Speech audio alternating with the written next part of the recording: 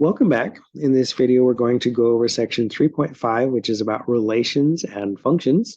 So to get us started, a relation is simply a list of ordered pairs. So if you think about any time one quantity is related to some other quantity, we can write that down as a relation. So you could have a list of names as X values and the person's age as the corresponding Y value, and because every person is related to their age. You could have the length of your forearm or a bunch of people's forearms as X values, and then their overall height as Y values, because the length of a person's arm is related in some way to their overall height. So informally, if you can think of how something is related to something else, we can write that down as a relation. So examples of relations in math, of course, we often use numerical examples. So we might have the relation 1, 3, 2, 2, 7, 11. So here the X values are 1, 2, and 7. The Y values are 3, 2, and 11. And this describes the relationship between the X and Y values, so that you could say, well, when X is 7, what's Y? It's 11. When Y is 3, what's X? It's 1. So that's a way of describing the relationship between these values. Okay, in the next one, I've got a list of some fruit names, pear, grape, and lemon, and those are related to the number of letters in each word. Pear has 4 letters, grape has 5 letters, and lemon has 5 letters. So examples of relations. If we're looking at relations, we could talk about the domain and range of a relation. The set of X values is the domain, the set of Y values is the range. So for example, in our first relation, the domain would be the set of X values. So that would be 1, 2, and 7. And then the range would be the numbers 2, 3, and 11. It's customary with sets of numbers to put them in ascending order, although technically if you have a set, the order of the elements is immaterial. Okay, another example. Here we have the relation -1, 6, 2, 67, and 4, -3. We'd like to know the domain and range of the relation. So again, the domain is the set of all X values. So that will be -1, 2, and 4.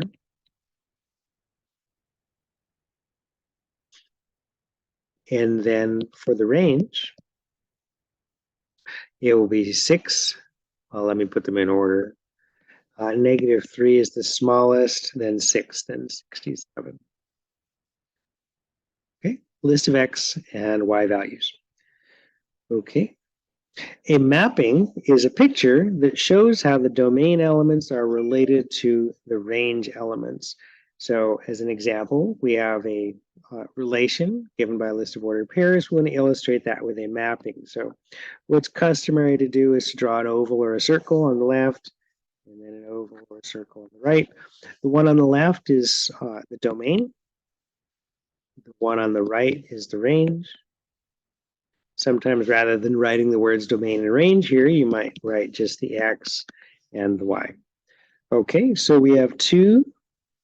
The domain elements are 2, 1, and 3. The range elements look like 3, 4, 5, and 6. And so to represent the relationships between these domain and range elements, we draw an arrow. So the first pair says when X is 2, Y is 5. So I'm going to draw an arrow from 2 to 5. The next pair says 2 is related to 3. So I'm going to draw an arrow from 2 to 3. The third pair says 1 is related to 4. So I'll draw an arrow from 1 to 4. Then we have 1, 3 also. Okay, this is going to get pretty messy pretty quick, but that's okay. And then finally, 3 is related to 6. Okay, and that shows how the different X values are related to each Y value.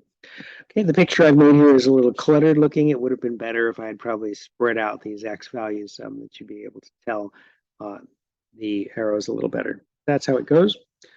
Okay, here is a relation in given by a graph on our usual xy plane.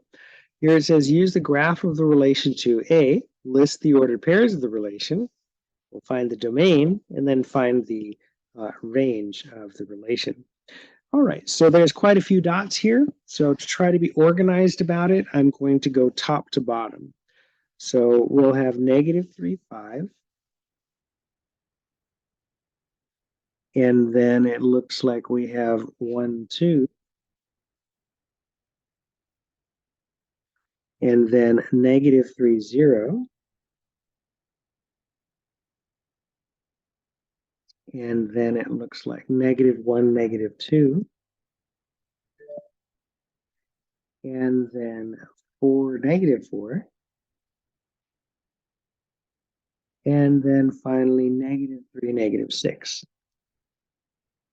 Okay, so there's our relation. Now we've written it out using ordered pairs. So next we'll want the domain. The domain is the set of all the x values. So you can do this off of the picture or off the list of ordered pairs we wrote down. I think I'm going to use the picture. I think it'll be easiest. So it looks like we have -3. I'm just going to work left to right so that I get the smallest one first. We have -3, -1, and then 1, and then 4. Those are the x values. Next, we're going to want to get the range. So y values. Again, I'm going to start with the smallest and work my way to the top. So down at the bottom, we have -6, then -4, -2, 0, 2, and 5.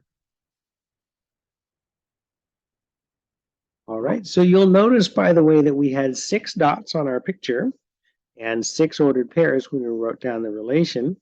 We only had 4 elements of the domain and 6 elements of the range. The reason why there are only 4 elements of the domain instead of 6 is that the domain element of -3 was used for 3 separate dots. And we don't write down repetitions when we write down the elements of a set. Okay, so far we've looked at relations. Next, we want to look at functions. Functions are specific kinds of relations meeting an extra requirement. A function is a relation in which each domain element, that is x's, correspond to exactly one range element, those are y's. So each x can correspond to exactly one y value. We're going to see some examples. So in the first row, we have 1, 2, 2, 4, 3, 7, and 8, 10. Here, each x is associated with only one y value. So this one will say, yes, it's a function. We're going to play yes and no. For the next one, 5, 10, 6, 13, 7, 10, and 9, 1, here you might see the two 10s there and say, okay, well, 10 has got two different x's. But looking carefully at the definition, each domain element, or x, can correspond to exactly one range element. Here, 5 only goes with 10, 6 only goes with 13, 7 only goes with 10, 9 only goes with 1. So yes, this is a function. Also, this next one is not going to be. Let's see what makes it not a function. Here, the x value of 10 is associated with two different y values, 10, 4, and also 10, 13. And so that makes not a function of x. The other pairs are all okay, but that makes it not a function. Another way of thinking about what would make a relation a function is if there are no repeated x values. That is kind of an easy way to think of it. We want to see no repeated x values. Okay, here are a couple of relations given by ordered pairs. In the one on the left, 1 is associated with 5, 2 with 9, and 3 with 8. So on this one, y is a function of x. On the next one, we have 1 is associated with 2, 5 is associated with 6, 5 is also associated with 10, and 9 is associated with 13. So this one is not a function, and the problem is the fives. 5 is associated with both 6 and 10. And so that's the reason why it's not a function. All right, so next we have a couple of relations given by ordered pairs, or rather by formulas, sorry, and we want to decide if each of these represents a function. So for this, we want to know, is each x associated with only one y? So for this first one, it's going to be convenient to solve this for y. So we'll write that as y is equal to negative 4x minus 3. And then we want to think about this. If we were to give a x value, is there a chance that there could be more than one y value? So pick your favorite number, your birthday or something, whatever. Let's try x is 10. Okay, I just picked 10. So putting that in and calculating a y, we'd have negative 4 times 10 minus 3. And that works out to be negative 43. So assuming that we're all following the rules of math here, we should all get negative 43 for this. There's no way to get a second possible y value for that. So for this one, I had just kind of picked 10 as an arbitrary example, and we can see that for whatever value of x you calculate, there's going to be only one y. So for this one, y is a function of x.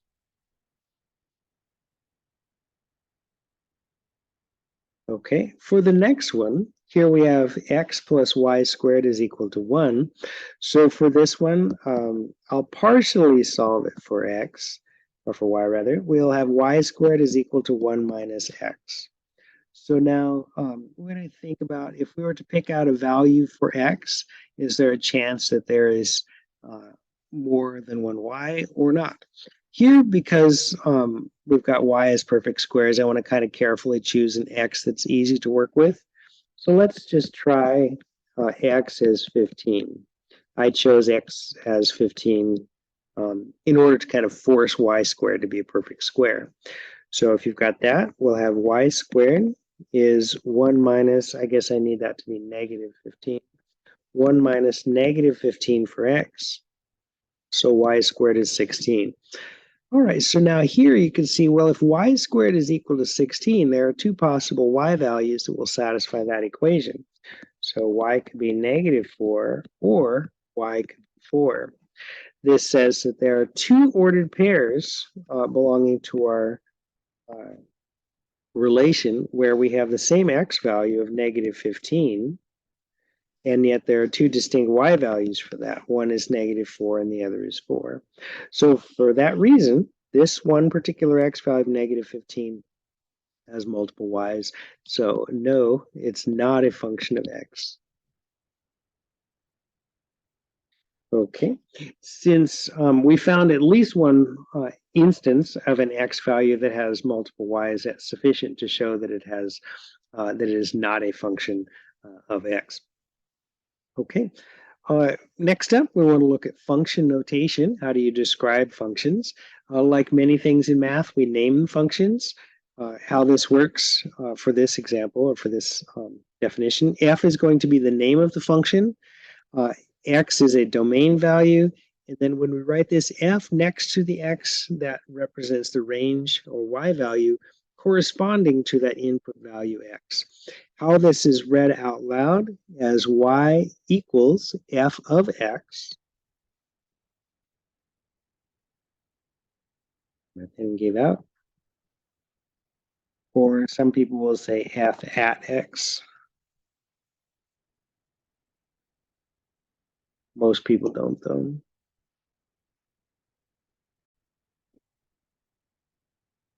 All right, so we use the parentheses to enclose a domain or x value, and f is going to be our function name, and the overall object that has f and then a domain value in parentheses, this refers to the corresponding output or y value. So let's just see a little example of how this is used. Let's say we have a set of ordered pairs description of a function. We'll use 2, 1, 3, 5, 7, 9, let's just say. So here we could say f of 2 is equal to 1. Here, when the x value is 2, the output or y value will be 1. F of 3 is equal to 5. And f of 7 is equal to 9. What goes into the parentheses is an x value, and what it's equal to is a y value. So we wouldn't say f of 9 is 7. F of 9 is, in fact, undefined. Why? Because if you look carefully, there's no x value of 9. The x values are only 2, 3, and 7. Our inputs are x values, or domain values. Our outputs are range, or y values. Another thing to note before we go any further is when we're putting this f next to the parentheses, it means that we're evaluating a function. It does not mean multiplication. I know elsewhere in math, we put things next to a parenthesis to mean multiply. Like if I were to tell you 3, a parenthesis, and x plus 4, you'd say, okay, well, I guess I'm supposed to distribute and write 3x plus 12. Here we're multiplying by 3, right, by putting the 3 next to the parenthesis. This is an example in math where we use the same notation or similar notation to mean two different things. Here, 3 is a number. Up top here, f is a function. We're not multiplying f times 9 or f times 2. So you want to avoid saying things like f times 3 equals 5, okay? Because we're not multiplying f by anything. F is our function name, and it just kind of looks like it might be a multiplication based on our past experience. Okay.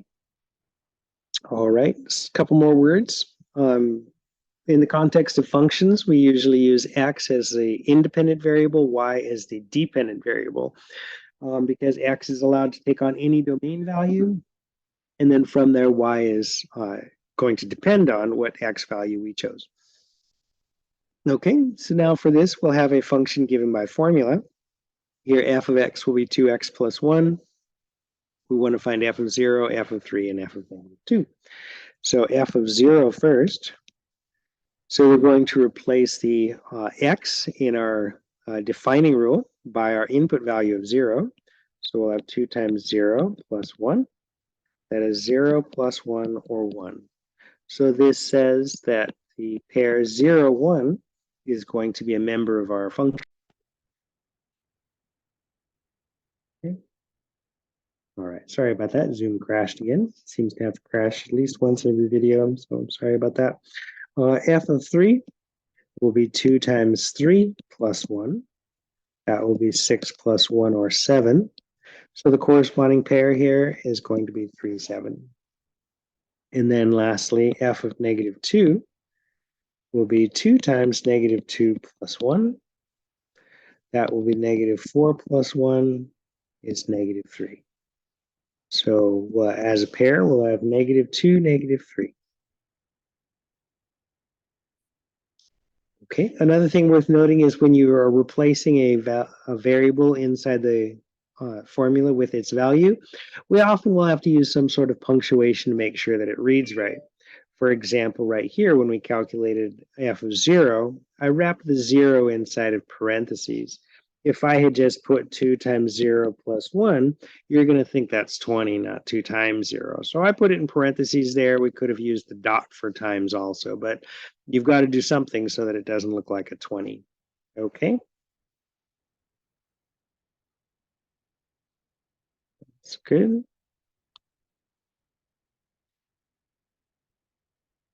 That's everything there. Let's see what else we have.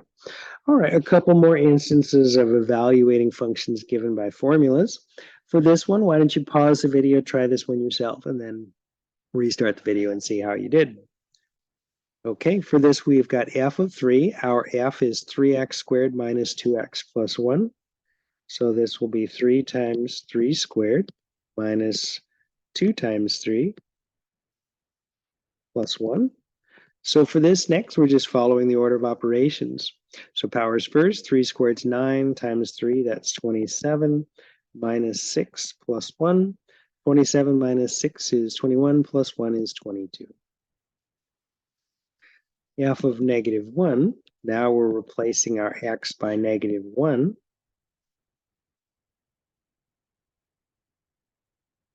Okay, so negative 1 squared is 1, 3 times 1 is 3. Then negative 2 times negative 1 will be plus 2. This ends up giving us 6. Okay, lastly, f of 1 will be 3 times 1 squared minus 2 times 1 plus 1. That's 3 minus 2 plus 1, and that looks like 2. So replacing the x value with a number and then calculating corresponding to as following order of operations. Okay, here's one more example. Here our g of x is, this time we're using g as the function name instead of f, but that's okay. Our defining rule is going to be 4x minus 7. We want to find g of m squared, g of x minus 3, and g of x minus g of 3. So let's find g of m squared first. Here, the rule for g says whatever you give me, we'll multiply by 4 and take away 7. This time we're giving it m squared. So we'll have 4m squared minus 7. Okay, and that's it. There's not anything else to be done with that. G of x minus 3, now our x is being replaced by x minus 3. So that's 4x minus 3 minus 7. And that takes care of the function part. We should probably go ahead and simplify that a little bit. So we'll have 4x minus 12 minus 7 on getting rid of the parentheses. And then when we combine those two constants, we'll have 4x minus 19. Okay, one more to do.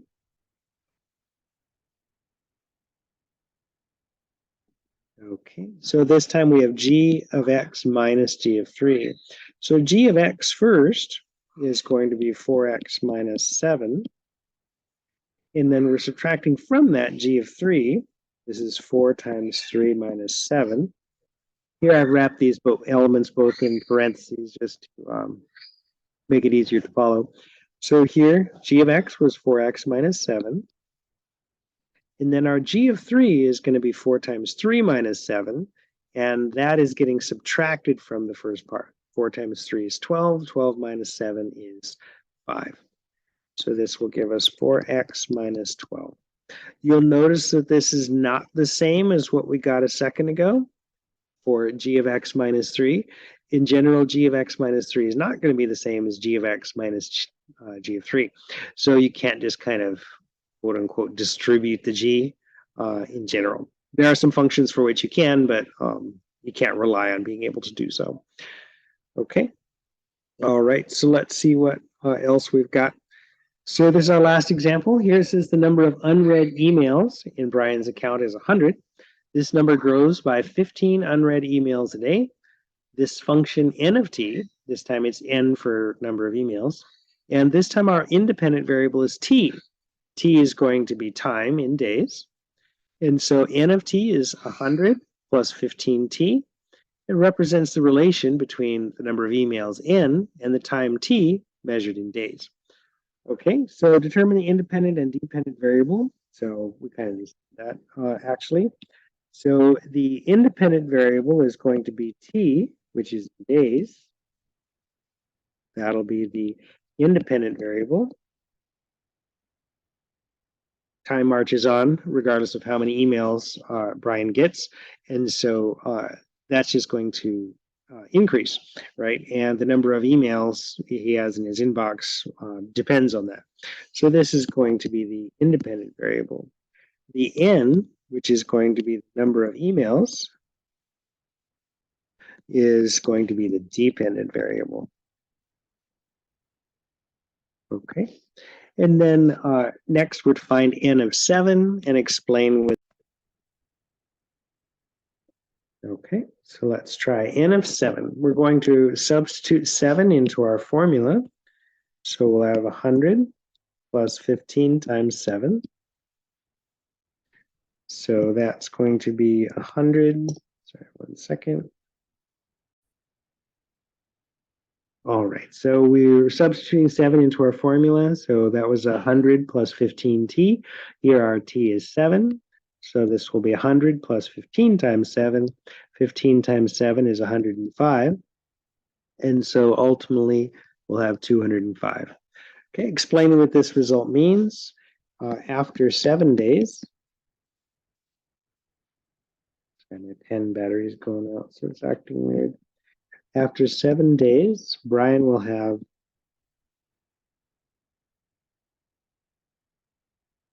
205 emails. Okay, and that is what the interpretation of n of 7 being 205 is. All right, this takes us to the end of this section in this video, introducing the idea of a function. And so let me know if you have any questions, and have a great day.